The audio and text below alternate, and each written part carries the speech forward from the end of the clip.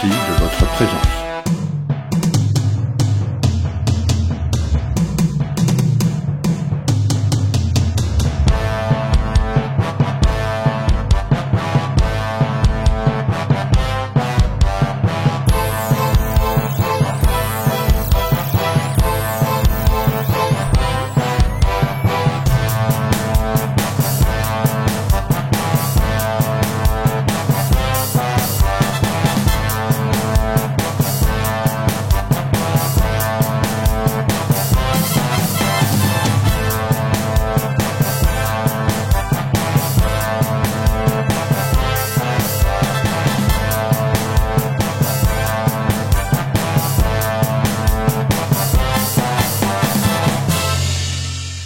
Je vais, dans cette vidéoconférence, vous parler d'une opération qui s'appelle l'opération du peuple français souverain, en deuxième partie. Avant, je voudrais parler au moins de deux choses. La première, c'est que quand on réalise un contrat, quel qu'il soit, un contrat entre nous particuliers, quand on signe un bon de commande, quand dans le business on réalise un contrat commercial, le contrat, quelle que soit donc sa situation, est bon que lorsque les deux parties sont satisfaites.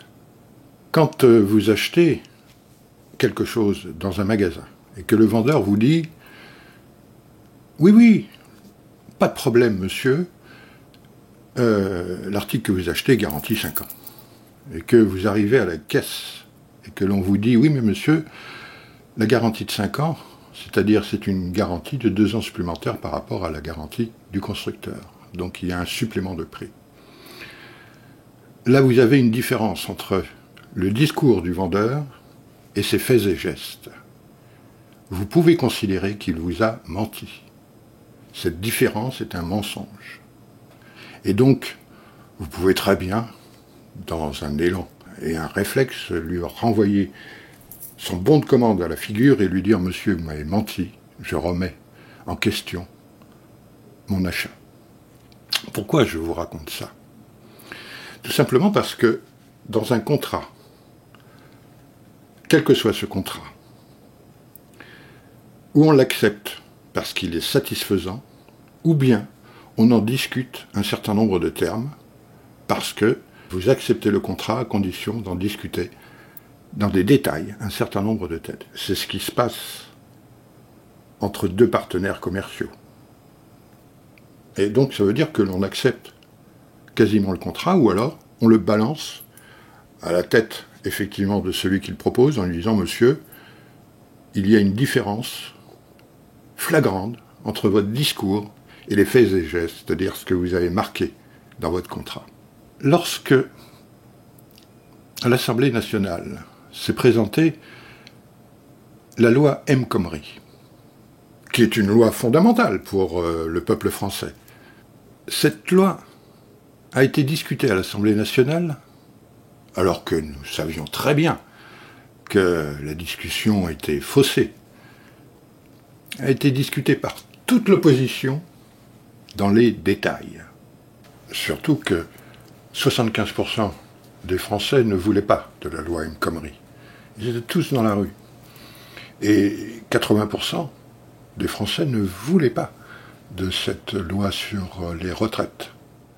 C'est-à-dire que cette opposition vous fait des discours résistants, d'opposition, et quand ils se retrouvent au sein de l'Assemblée nationale, là où réellement ils doivent être résistants et opposants, eh bien ils discutent des points de détail. Qu'est-ce que ça veut dire? Ça veut dire tout simplement qu'ils sont d'accord avec la loi qu'on leur propose. C'est de l'opposition contrôlée. Voilà où je voulais en venir. Tenez-en compte pour les prochaines élections présidentielles, si toutefois elles ont lieu. Je voulais parler aussi d'une deuxième chose qui est très très importante. Je préviens depuis pratiquement 2 mois, 3 mois, et même depuis 2017, que Macron va nous faire rentrer dans une dictature. C'est presque quasiment dit partout, avec soi-disant la crise sanitaire. On nous fait croire que c'est une crise sanitaire, et ça nous fait rentrer en dictature. Mais là, on est rentré complètement en dictature.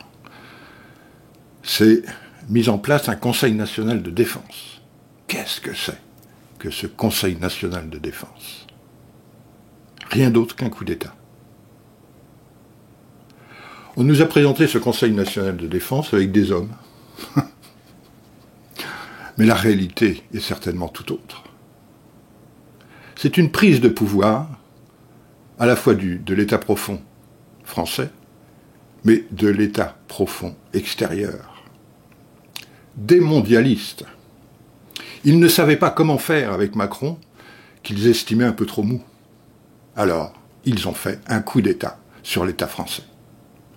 Macron n'est plus qu'un représentant de ceci pour la partie communication. Parce qu'ils ne peuvent pas le virer physiquement.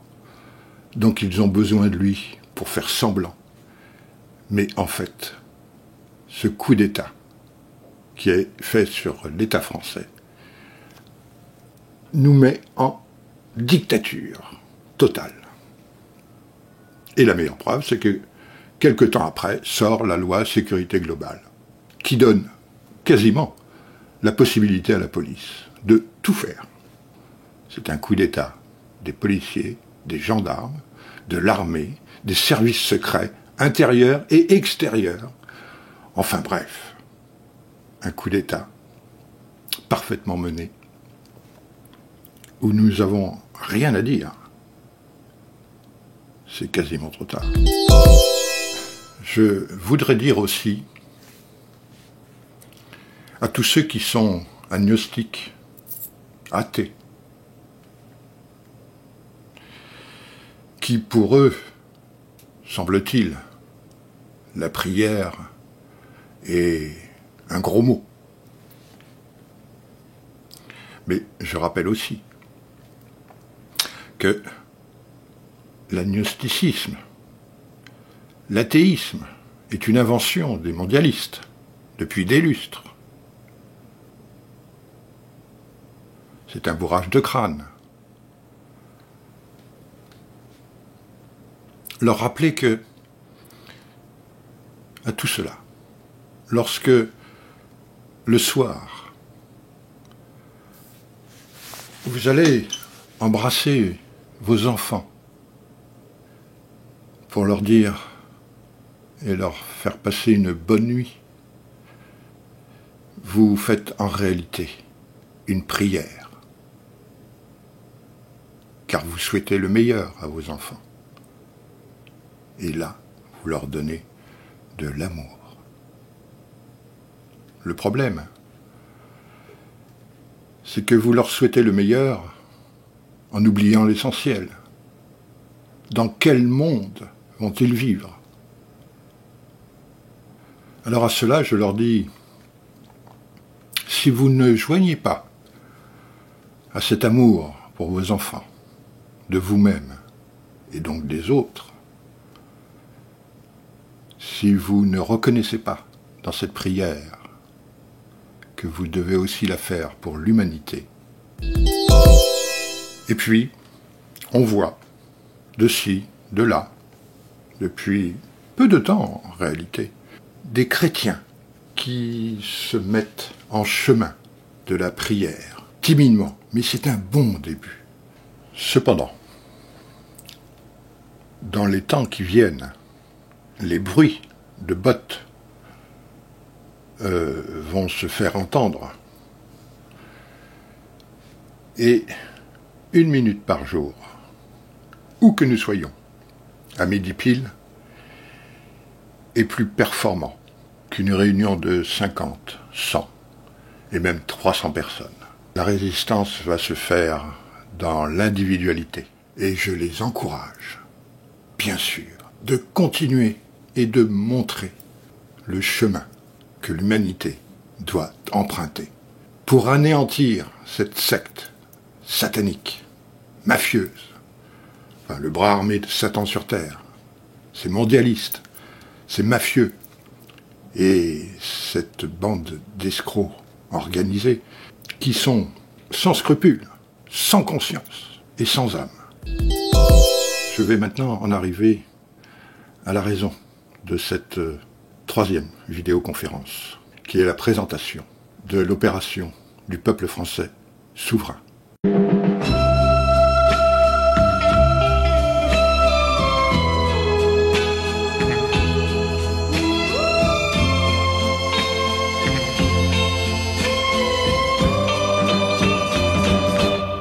Cette opération, je l'avais annoncée dans la deuxième partie de la vidéoconférence du 1er septembre 2020. À l'initiative d'un certain nombre de youtubeurs, cette opération va pouvoir avoir lieu dès ce mois de décembre.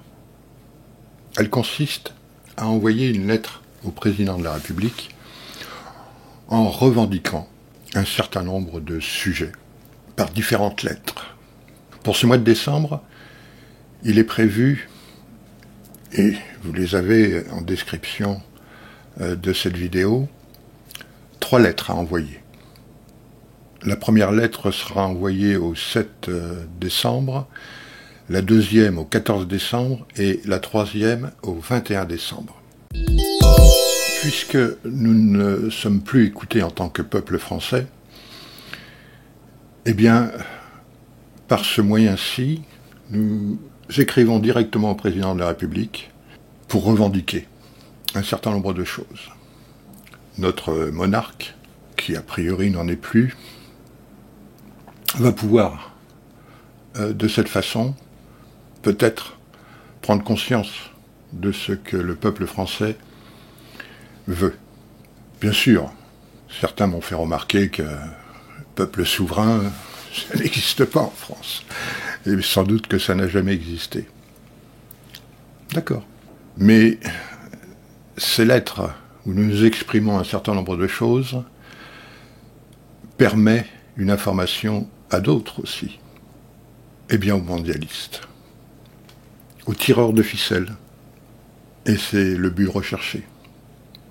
On constate tous les jours que le peuple français, a priori, en fonction de ce que l'on voit dans la rue, est complètement soumis. Il n'est pas trop tard pour démontrer à ces tireurs de ficelles que le peuple français est loin d'être soumis. Donc, l'ensemble des contacts des youtubeurs qui vont participer à cette opération représente à l'heure actuelle entre 1 et 3 millions d'abonnés, sans doute même beaucoup plus. Et au mois de janvier, puisque l'opération va continuer jusqu'en février au minimum, au mois de janvier, il y aura le double, peut-être, et sans doute même le triple d'abonnés qui pourront envoyer ces lettres au président de la République. Premier sujet traité, dans la première lettre, celle du 7 décembre prochain, c'est l'annulation de la dette publique française. Le deuxième sujet, c'est l'interdiction de la suppression du cash en France. Le troisième sujet, donc pour le 21 décembre, l'interdiction de l'installation et de l'utilisation de la 5G sur le territoire français. Ça paraît un peu dérisoire a priori, mais pas tant que ça. Le 4 janvier, ce sera une lettre qui parle de l'interdiction du terrorisme sous fausse bannière en France pour terroriser et diviser le peuple français. Le 18 janvier, car à partir du mois de janvier, il y aura 2 lettres par mois. C'est l'interdiction de la vaccination obligatoire, du traçage et du puçage du peuple français. Le 8 février, ce sera l'interdiction de toute privatisation d'entreprises qui met en danger notre souveraineté et notre indépendance nationale. Et la 7e, prévue pour le 22 février, c'est l'interdiction de tout service public d'intérêt général pour le peuple français d'être privatisé. Toutes ces lettres n'ont qu'un seul but, c'est l'intérêt général du peuple français. Je disais que ces lettres avaient plusieurs détentes. La première, c'est que le président la reçoive, en prenne connaissance, d'accord. La deuxième, c'est une information que nous livrons en tant que peuple français souverain à nos tireurs de ficelles, les mondialistes. Et la troisième détente, c'est que nous soyons représentatifs du peuple français par le nombre d'envois qui est fait. Si, au mois de décembre, 1 million de lettres arrivent à la présidence de la République, à l'Élysée donc, c'est déjà une réussite. Si, au mois de janvier-février, non seulement nous dépassons ce million d'envois, mais nous arrivons à 5-10 millions, alors le peuple français, à mon avis, va commencer à être écouté. Le peuple français n'est pas dans la rue. Le peuple français va pouvoir s'exprimer ouvertement et pourtant individuellement. C'est le but de cette opération. Donc, comment se présente cet envoi ? Eh bien voilà, une lettre telle qu'elle doit être envoyée. Au-dessus, c'est l'adresse de la présidence de la République. En dessous, il y a une ligne qui est l'objet de cette lettre. Cette lettre, quand elle arrive à l'Élysée, elle est reçue par des secrétaires. Elle va les classer. Et grâce à cet objet, elle va pouvoir les classer par sujet. Et puis éventuellement les compter. Logiquement, ces lettres devraient arriver par sacs entiers postaux. C'est pour ça qu'il est important de les envoyer aux dates qui est mentionnée sur la lettre. Ici. C'est la date d'émission. Donc la première lettre, l'annulation de la dette publique française, est à la date du 7 décembre. Et les autres, la deuxième au 14 décembre, la troisième au 21 décembre, l'interdiction du terrorisme sous fausse bannière en France au 4 janvier 2021, l'interdiction de la vaccination au 18, etc. Je pense que à la Poste, nous avons suffisamment de compatriotes pour nous dire ce qu'il se passe par rapport à ces lettres. C'est-à-dire, comme ça, une information qui pourrait nous arriver. L'Élysée a reçu X sacs postaux qui est susceptible de représenter tant de lettres reçues. Donc il est important de l'envoyer principalement le lundi. Chacune des lettres, comme vous pouvez le constater, les dates correspondent à des lundis. Donc en passant, n'oubliez pas que d'envoyer une lettre à la présidence de la République, c'est gratuit. À partir du moment où, en en-tête, il y a marqué « Monsieur le Président de la République française ». Dans toutes ces lettres, il n'est jamais mentionné que le Président de la République est Monsieur Macron. C'est volontaire. Et dans toutes ces lettres, il est toujours commencé « Nous, peuple français souverain, nous vous ordonnons, Monsieur le Président, par la présente et dès ce jour. » Et puis, le détail du sujet du jour. Je voudrais aussi très simplement dire que si en tant qu'abonné, vous n'êtes pas forcément d'accord totalement avec la lettre, dans l'intérêt général du peuple français, envoyez-la. Car c'est l'intérêt général qui compte. C'est ça, la démocratie. Je compte surtout sur tous les abonnés, youtubeurs, qui participent à cette opération du peuple français souverain. Je vous donne rendez-vous aux alentours du 15 décembre pour une 4e vidéoconférence où je m'exprimerai sur la grande réinitialisation de la secte satanique, dont tout le monde entend parler, par des communicants d'ailleurs. d'une façon ou d'une autre, de cette secte satanique. Et j'en profiterai pour vous parler d'une deuxième opération grand public, l'opération bancaire, et vous présenter le Crédit Permanent Universel. Merci, à bientôt.